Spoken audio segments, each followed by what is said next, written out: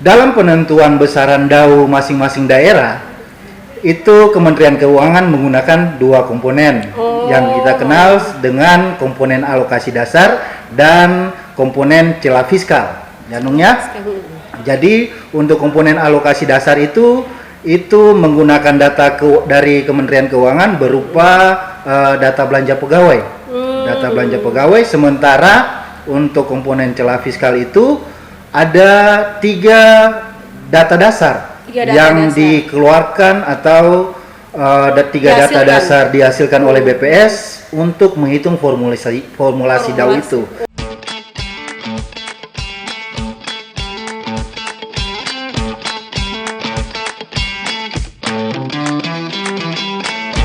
Assalamualaikum warahmatullahi wabarakatuh. Halo sahabat data, halo Besti, Best Data for Best Strategi. Badan Pusat Statistik menyediakan data dasar, salah satunya adalah data terkait distribusi barang dan jasa. Pada episode Besti Talks kali ini, kita akan membahas tentang data yang sangat ditunggu-tunggu oleh pemerintah daerah, yaitu data Indeks Kemahalan Konstruksi atau IKK.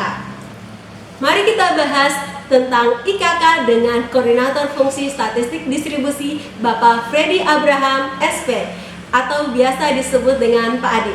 Halo Pak Adi. Halo Num. Gimana kabarnya Pak hari ini? Baik, Num. Kayaknya ceria banget hari ini. Nah, jadi Pak Adi kemarin itu saya dengar bahwa Pak Adi ini diundang dari BPS Provinsi Maluku untuk mengikuti rekonsiliasi angka IKK. Nah, makanya kami itu sudah menyiapkan beberapa pertanyaan seputar IKK nih Pak. Bisa kita mulai sekarang? Siap. Nah, jadi pertanyaan pertama nih, IKK itu apa sih? Gitu. Kenapa penting banget sampai harus ada rekonnya juga gitu, seperti itu Pak? Jadi Nung, kemarin itu biasanya sebelum angka IKK itu difinalkan, itu biasanya ada yang namanya rekonsiliasi. Nah, ada rekonsiliasi di tingkat daerah, itu namanya Rekonda, dan rekonsiliasi di tingkat pusat, itu namanya Rekon Pusat. Nah, tujuan dari rekonsiliasi ini untuk menyamakan persepsi terkait kualitas dari masing-masing jenis barang dan harga untuk masing-masing kabupaten kota. Jadi untuk menyamakan persepsi dulu sebelum angka itu dirilis. Itu difinalkan. Oh, jadi sebelum angka mencapai angka final itu jadi ada rekon dari semua kabupaten kota. Jadi yang kemarin yang hadir itu semua KF atau perwakilan dari fungsi statistik distribusi. Betul. Untuk disamakan persepsi. Jadi iya benar, untuk menjaga kualitas datanya juga ya. Jadi tidak asal-asalan untuk merilis suatu angka. Nanti ketika angka untuk rekon provinsinya sudah oke, nanti baru rekonkan lagi secara nasional untuk level provinsi nanti. Berarti tahapannya dari bawah, berbeda sama PDR biasanya. Biasanya rekon kabupaten itu dilakukan di provinsi, sementara rekon nasional itu dilakukan di pusat, tapi yang ada adalah masing-masing provinsi. Oh, seperti itu. Menjawab apa itu IKK, saya ingin menyampaikan dulu bahwa penjelasan saya terkait dengan IKK mungkin sebatas hanya garis-garis besar. Oh ya.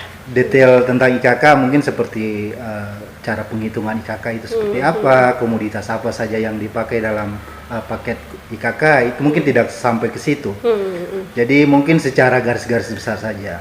Lengkapnya bisa di search sendiri ya, ada di. Jadi kembali ke pertanyaannya Nunung, apa itu IKK? Nah, kita sedikit menjelaskan dulu sebelum masuk ke apa itu IKK.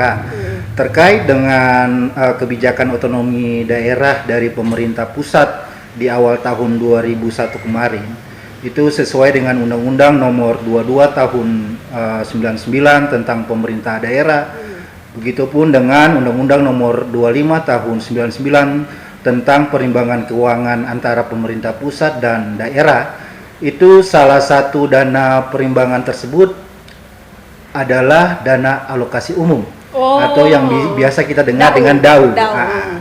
Jadi DAU itu merupakan dana yang bersumber dari APBN yang dialokasikan ke daerah untuk mendanai kebutuhan daerah dalam rangka pelaksanaan desentralisasi sesuai dengan Undang-Undang Nomor 33 Tahun 2004. Nah, dalam penentuan besaran DAU masing-masing daerah, itu Kementerian Keuangan menggunakan dua komponen yang kita kenal dengan komponen alokasi dasar dan komponen celah fiskal. Ya, Nung ya. Jadi untuk komponen alokasi dasar itu menggunakan data dari Kementerian Keuangan berupa data belanja pegawai. Data belanja pegawai, sementara untuk komponen celah fiskal itu ada 3 data dasar yang dikeluarkan atau 3 data dasar dihasilkan oleh BPS untuk menghitung formulasi DAU itu. Ketiga data itu, yang pertama adalah data indeks pembangunan manusia, IPM, yang kedua atau IPM yang biasa kita kenal, lalu yang kedua itu data PDRB per kapita, ya, dan data yang ketiga adalah indeks kemahalan konstruksi. Oh, jadi IKK itu punya sumbangsi untuk penghitungan DAU tadi. Ya, jadi IKK juga mempunyai kontribusi terhadap besaran IKK, besaran DAU masing-masing daerah. IKK sendiri memiliki kontribusi sebesar 22% terhadap variabel kebutuhan fiskal provinsi, sedangkan untuk kontribusi kabupaten kota itu IKK mempunyai kontribusi sebesar 20% terhadap kebutuhan fiskal kabupaten kota. Jadi memang IKK ini dia mempunyai peranan yang penting terhadap besaran dana DAU terkait dengan kemaslahatan banyak orang di daerah. Oh, jadi emang data IKK ini sangat penting dalam penghitungan DAU tadi. Ya, betul sekali, Nung, betul sekali. Jadi kembali ke pertanyaan Nunung, apa itu IKK? Jadi IKK adalah sebuah indeks yang menunjukkan perbandingan tingkat kemahalan konstruksi antar wilayah dalam periode waktu yang sama. Tingkat kemahalan konstruksi. Konstruksi. Jadi komoditas konstruksi. Itu nanti Beta akan jelaskan di yang. Jadi IKK itu dihitung menggunakan kota acuan. Ini jadi kota acuan sama dengan 100. Ini sedikit berbeda dengan misalnya penghitungan PDRB maupun IHPB, indeks harga perdagangan besar. Itu kan menggunakan referensinya menggunakan tahun dasar. Tahun dasar sama dengan 100. Tetapi kalau untuk IKK itu kota acuan sama dengan 100, Mbak Nunung. Jadi untuk tahun 2021 kemarin yang menjadi kota acuan adalah Kota Makassar. Kota Makassar. Tapi itu emang satu kota untuk semua semua kabupaten kota di Indonesia ini. Ya. Lalu sebelumnya di tahun 2018 sampai 2020 itu adalah Kota Semarang dan sebelumnya Kota Surabaya dan Kota Samarinda. Oh, jadi sekarang giliran Kota Makassar yang menjadi kota acuan dalam penghitungan IKK. Nah, untuk pemilihan kota acuan pun tidak sekedar tunjuk-tunjuk. Ada dasarnya. Oh, ada dasarnya. Jadi pemilihan kota acuan itu didasarkan pada wilayah yang memiliki indeks mendekati rata-rata indeks nasional. Oh, jadi rata-rata nilai IKK yang mendekati nilai rata-rata. Rata-rata nasional. Dan ketersediaan kelengkapan sumber datanya itu lengkap. Contohnya kayak di Kabupaten Kepulauan Aru, kayak kita kan untuk data SHKK itu tidak tersedia data pasir uruk. Misalnya, kita pinjam dari Kabupaten Maluku Tenggara misalnya. Oh, jadi bisa saling meminjam. Untuk menjadi kota acuan harus kelengkapan datanya itu harus tersedia untuk semua paket komoditi. Jadi kayaknya Kabupaten Kepulauan Aru belum bisa jadi kota acuan. Iya, betul. Begitu, Nung. Oke, lanjut, Pak. Jadi selain IKK itu dia merupakan indeks untuk membandingkan kemahalan konstruksi, IKK juga bisa dipakai sebagai proksi. Sebagai proksi untuk mengukur tingkat kesulitan geografis suatu wilayah. Jadi asumsinya semakin sulit letak geografis suatu daerah, maka semakin tinggi pula tingkat harga di daerah tersebut. Oh, jadi semakin kita bisa lihat dari data IKK itu, jadi kalau ternyata emang mahal di sana karena emang kesulitan geografis juga ya, Pak. Betul. Lalu selanjutnya data IKK itu diperoleh dari survei harga kemahalan konstruksi. Survei harga ada survei khusus gitu, Pak? Iya, jadi dia survei kemahalan konstruksi ini dilaksanakan di semua kabupaten kota di seluruh Indonesia. Nah, semua kabupaten kota. Lalu untuk periode pengumpulan datanya itu dilakukan secara pada 4 periode pencacahan. Jadi periode pencacahan ini memang agak berbeda dengan kegiatan rutin lainnya. Untuk triwulan 1 itu adanya di bulan Januari, triwulan 2-nya di bulan April, triwulan 3-nya di bulan Juli, dan triwulan 4-nya ada di bulan Oktober. Jadi setiap triwulan ya. Jadi setiap triwulan itu dilakukan pengumpulan datanya. Nah, kenapa ada pada 4 periode itu? Karena pada 4 periode pengumpulan data itu mencakup masa perencanaan dan pembangunan suatu proyek di daerah gitu. Jadi kenapa sampai 4 periode itu? Karena ada dalam masa perencanaan dan pembangunan di daerah. Jadi menyesuaikan lagi ya dengan pembangunan dari pemerintah daerahnya. Jadi untuk data SHKK sendiri itu dia mencakup data komoditas konstruksi, lalu mencakup data sewa alat berat, dan data upah jasa konstruksi. Jadi 3 komponen itu yang dipakai dalam pengumpulan data SHKK.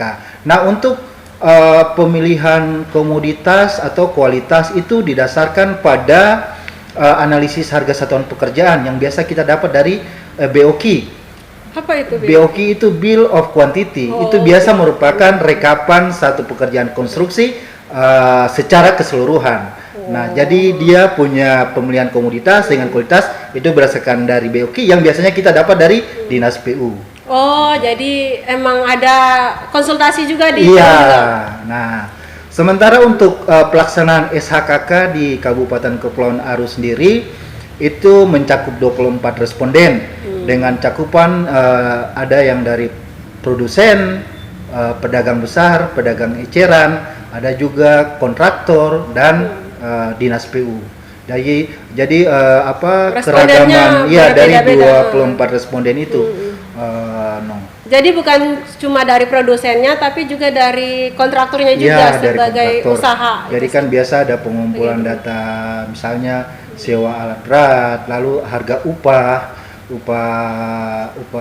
tukang, upah sewa alat berat itu dapatnya dari perusahaan konstruksi maupun dari Dinas PU sendiri, Kayaknya lebih lengkap lagi nanti kalau misalnya teman-teman yang mau tahu bisa kepoin langsung di si Rusa, ada ya Pak? Lengkap harusnya ya? ada. Nah, jadi variabel-variabel apa yang dihasilkan dari survei ini, terus apa manfaat datanya juga bisa lengkapnya langsung kunjungi di website sirusa.bps.go.id. Oke. Itu saja Pak. Mau saya lanjut ke pertanyaan kedua nih Pak? Silakan. Lanjut ya Pak. Nah, sekarang kita kan udah tahu ternyata angka itu sangat penting nih. Nah, sekarang kita mau tahu kondisi angka IKK kita, indeks kita itu di Kabupaten Kepulauan Aru ini berapa dan apakah itu sudah sesuai dengan kondisi di sini, Pak? Iya. Jadi untuk data IKK kita tahun 2021 itu kita menempati peringkat ke-6. Jadi peringkat ke-6 sebelumnya ada Maluku Barat Daya, Kepulauan Tanimbar, Buru Selatan, Maluku Tenggara, Kota Tual, dan kita yang ke-6. Oh, berarti yang ke-6 untuk lingkup Provinsi Maluku, yang ke-6. Di lingkup Provinsi Maluku. Itu yang semakin besar atau peringkatnya semakin besar atau semakin Jadi untuk secara peringkat itu sama dengan tahun 2020. Karena periode datanya ini baru sampai dengan data IKK tahun 2021. Sementara 2022 kemarin baru direkon, jadi masih menunggu hasil rekon nasional juga nanti. Jadi untuk tahun 2021 itu angka IKK kita sebesar 126,18 poin. Jadi kalau semakin besar angka IKK berarti semakin mahal bahan-bahan konstruksi. Iya. Gitu. Jadi kalau interpretasi untuk angka IKK sendiri itu, jadi misalnya data IKK Kabupaten Kepulauan Aru pada tahun 2021 itu sebesar 126,18. Nah, jadi interpretasi terkait data IKK kita, misalnya contoh di IKK Kepulauan Aru tahun 2021 sebesar 126,18. Itu berarti untuk membangun suatu proyek atau bangunan atau pekerjaan sipil di Kabupaten Kepulauan Aru lebih tinggi 26,18% dibandingkan dengan Kota Makassar. Oh, dibandingkan dengan Kota Acuan tadi Ya, dalam ini Kota betul, Makassar. betul. Oh. Lumayan ya 26% lumayan, itu. 26%. Jadi ketika harga semen misalnya 50.000, Ya. kita sekitar berapa tuh Pas? 70, 70 ya, 80. 70, Bisa diartikan seperti itu ya. Jadi begitupun sebaliknya. Jadi misalnya kalau data IKK Kabupaten Kepulauan Aru tahun 2021 misalnya di 96% misalnya. saya lebih murah. Itu artinya untuk membangun suatu proyek atau bangunan atau pekerjaan sipil di Kabupaten Kepulauan Aru itu lebih rendah, Lebih 4% dari dibandingkan Kota Acuan, Makassar. Kota Ya, Kota Makassar. Acuan. Ya. Oke, jadi sudah sangat paham harusnya kita ya tentang IKK, ternyata sangat bermanfaat dalam pembangunan suatu daerah, dan ini juga ditunggu-tunggu ya karena Iya. ini untuk alokasi DAU Jauh. tadi ya tergantung dari angka IKK kita ini. Jadi datanya harus berkualitas ya, respondennya harus bekerja sama nih. Nah, sekarang pertanyaan selanjutnya, apa sih pesan dari Pak Adi untuk seluruh responden IKK entah itu di Kabupaten Kepulauan Aru atau maupun di daerah lainnya? Nah, kenapa sih harus memberikan data yang akurat seperti itu, Iya. Pak? Terima kasih, Nung. Jadi untuk semua responden SHKK, pesan saya tolong terima petugas kami dan jawab sesuai dengan kondisi sebenarnya. Jawaban Bapak Ibu sekalian sangat menentukan arah kebijakan pada daerah Bapak Ibu. Oke, Pak. Jadi untuk semua responden jangan dimahalin atau jangan dimurahin atau dikurangin. Jadi emang sesuai dengan harga konsumen, harga yang dijual ke masyarakat langsung. Ya, sesuai dengan harga Sesuai ready dengan stock-nya. Oke, jadi kita sekarang sudah bahas tentang IKK. Nah, sekarang kita akan melompat sedikit ke pertanyaan di fungsi distribusi lain nih, Pak. Nah, jadi ini Pak, kabarnya nih saya sering melihat nih. Jadi Bapak tuh di fungsinya itu ada 3 staf. Ya. 1 cowok, 2 cewek nih. Ini yang mau saya pertanyakan nih. Saya tuh sering banget nih lihat pegawai staf Bapak ada yang 2 cewek itu sering banget ke pasar setiap bulan di jam kerja. Itu kenapa sih mereka ngapain sih jalan-jalan itu? Kok Bapak nggak marah seperti itu, Pak? Jadi, ya, Nung, terima kasih. Jadi untuk beberapa kegiatan rutin di fungsi statistik distribusi, khususnya untuk survei harga, itu beberapa respondennya berada di pasar. Contohnya para pedagang eceran, misalnya pedagang ikan, pedagang sayur. Begitupun juga ada pedagang grosir seperti toko-toko sepatu, toko-toko pakaian. Nah, itu merupakan sampel dari survei harga pedesaan. Jadi bukan berarti mereka ngelayap pada saat jam kantor, bukan. Tetapi memang respondennya itu berada di pasar. Sehingga harus ke sana tuh pada saat jam kantor. Gitu. Karena jam-jam aktivitas pasar gitu, no. Jadi pada para staf tadi itu ternyata di sana buat bekerja, bukan buat kelayapan ya. Emang pekerjaannya di situ di pasar. Gitu. Oke, sekarang kita akan lanjut ke pertanyaan terakhir nih, Pak. Ya. Jadi yang saya tahu Pak Adi ini baru 1 tahun lebih sebagai koordinator fungsi statistik distribusi di Kabupaten Kepulauan Aru. Nah, terus juga kabarnya ini merupakan jajaran koordinator fungsi yang paling senior. Ya. Nah, sebagai koordinator fungsi yang paling senior dengan masa kerja yang baru terhitung 1,5 tahun, ini kan termasuk baru nih. Tetapi saya dengar-dengar bahwa dalam waktu 1,5 tahun Bapak itu pernah fungsi distribusi BPS Kabupaten Kepulauan Aru nih kemarin mendapat penghargaan yaitu sebagai fungsi statistik distribusi terbaik seprovinsi Maluku terbaik kedua. Benar, Pak? Benar. Nah, terus ternyata ada kabar lain juga bahwa Pak Adi ini mendapat predikat sebagai pegawai yang terfavorit CBPS Kabupaten Kepulauan Aru, padahal baru 1,5 tahun menjabat. Nah, dengan usia yang sudah senior tetapi punya popularitas yang sungguh membaur ke semua ini kan semua orang usia muda semua nih. Nah, itu kira-kira apa sih Pak tipsnya, triknya gitu bisa pekerjaannya juga bagus, pekerjaannya juga diakui bagus, dan juga popularitasnya juga bagus nih. Apa sih rahasianya nih Pak? Iya, waduh ini pertanyaan yang gampang-gampang susah Num. Gampang dengarnya tapi susah jawabnya. Jadi kalau ditanyakan terkait tips and tricks, mungkin yang pertama kita tahu bahwa pengakuan kemarin sebagai predikat terbaik kedua untuk fungsi statistik distribusi itu merupakan pengakuan terhadap bukan orang per orang, tapi secara distribusi tim. dan kabupaten Kepulauan kepulauan Riau. Jadi bukan ada person di situ, tapi lebih ke kerjasama tim. Jadi untuk tipsnya, mungkin yang pertama itu memahami selaku KF kita harus memahami dengan baik karakter rekan kerja kita, staff kita, sehingga kita tahu bagaimana pendekatan yang dipakai dalam pendelegasian tugas.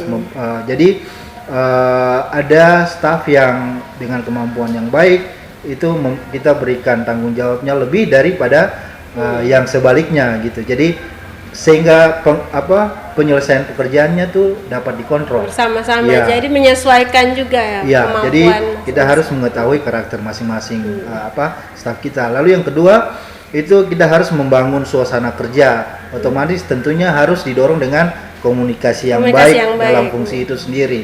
Jadi sekali-sekali jangan kaku banget. Jangan kaku hanya sebatas dalam ruangan di fungsi distribusi, tapi mungkin ada kegiatan-kegiatan di luar secara bersama, mungkin makan bersama. Pokoknya acara yang bisa membangun ya komunikasi yang lebih baik di antara sesama staf. Lalu yang ketiga mungkin selaku KF kita harus bisa memastikan strategi yang terbaik khususnya untuk perencanaan dan evaluasi kegiatannya.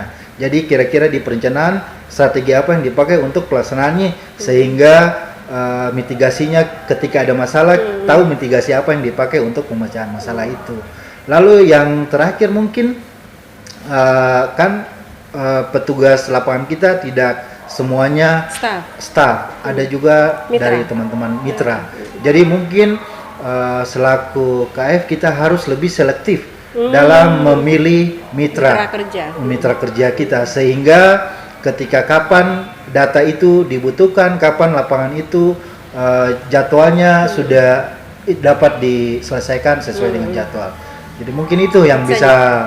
Jadi pertama itu memahami karakter, kedua harus menciptakan suasana kerja yang nyaman dengan komunikasi yang baik, terus yang ketiga harus ada strategi juga, terus yang keempat dalam pemilihan mitra seperti itu, karena tidak akan berjalan dengan lancar tanpa bantuan mitra juga ya Pak. Jadi oke, nah sekarang pertanyaannya sudah selesai, tetapi kami punya sebuah games yang akan kita main bersama-sama. Oke. Boleh Pak? Jadi ini surprise nih, karena setiap bintang tamu atau setiap narasumber kita selalu menyediakan games. Karena ini kan Besti Talks, harus main-main nih. Nah ini gamesnya yaitu pilih mana. Nah, jadi nanti saya akan menyebutkan dua pilihan, terus Pak Adi akan milih salah satu, terus alasannya kenapa. Oke ya Pak? Siap. Kita mulai. Nah, untuk pertanyaan pertama, pilih mana Pak? Data cepat masuk tapi nggak lengkap, atau datanya lengkap tapi telat masuk? Waduh. Harus salah satu nih. Mungkin yang ketiga. Nggak ada yang ketiga, cuma dua. Yang ketiga itu tidak pilih dua-duanya.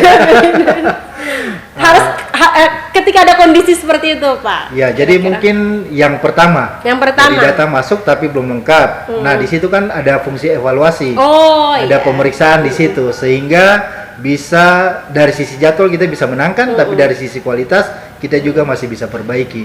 Daripada terlambat tapi datanya nggak dipakai, mending yang pertama. Jadi nggak apa-apa telat, yang penting kan ada namanya juga pemeriksaan. Jadi bisa, yang penting ada respon yang baik, responnya cepat dulu nih. Benar. Oke, sekarang pertanyaan kedua. Pilih mana? Liburan ke luar negeri bersama rekan kerja atau liburan di dalam negeri bersama keluarga? Yang kedua dong. Keluarga liburan dalam negeri bersama keluarga. Keluarga adalah prioritas ya. Keluarga adalah segalanya. Oke. Sekarang yang ketiga nih Pak, pilih mana? Pendampingan pencacahan yang bolak-balik ke dinas-dinas atau pendampingan pencacahan harga di pasar ikan? Yang kedua. Pendampingan pencacahan harga di pasar. Di pasar. Oh, jadi emang tetap harus turun ke pasar ya. Harus ke pasar. Nah, sekarang yang ketiga nih. Pilih nambah anak lagi atau nambah usaha baru nih? Nambah usaha baru. Jadi nambah usaha baru dulu, habis itu baru nambah anak. Nambah usaha baru. Oke, terus yang terakhir nih. Pilih mana? Hitung LK keuangan atau hitung LKPDRB? LK keuangan. Jadi lebih pasti ya. Lebih pasti. Kenapa Pak alasannya pilih menghitung LK keuangan? Yang pertama data dukung untuk LK keuangan kan sudah tersedia. Sudah tersedia. Bisa dari aplikasinya SIMAK, aplikasi persediaan, aplikasi GPP dan aplikasi punyanya bendahara. Sementara LK kan LKPDRB kan kita harus mengunjungi dinas-dinas untuk memperoleh sumber-sumber data itu untuk memperoleh data. Jadi lebih enak untuk penyusunan LK keuangan. Oke Pak, jadi kita sudah selesai main gamesnya. Mohon maaf nih gamesnya sangat mendadak Pak. Jadi terima kasih buat Pak Adi yang sudah meluangkan waktu di tengah-tengah kesibukan ini untuk berbincang bersama kita, sudah memberikan pencerahan tentang IKK dan juga pekerjaan di fungsi distribusi lainnya. Salam buat keluarga dan jangan kapok-kapok menjadi narasumber di Basic Talks kali ini. Siap. Oke, mungkin kita sudah ada di akhir acara ini dan saya akan menutup acara ini. Tapi saya akan mengingatkan buat teman-teman semua atau penonton di luar sana untuk terima kasih karena sudah menonton tayangan ini dan jangan lupa subscribe, like, komen, dan share sebanyak-banyaknya. Karena dengan bantuan kalian semua kita lebih termotivasi untuk tetap membahas tentang data-data strategis untuk kebijakan. Nah, seperti itu. Nah, mungkin itu saja. Sampai jumpa di episode Basic Talks selanjutnya. Wassalamualaikum warahmatullahi wabarakatuh.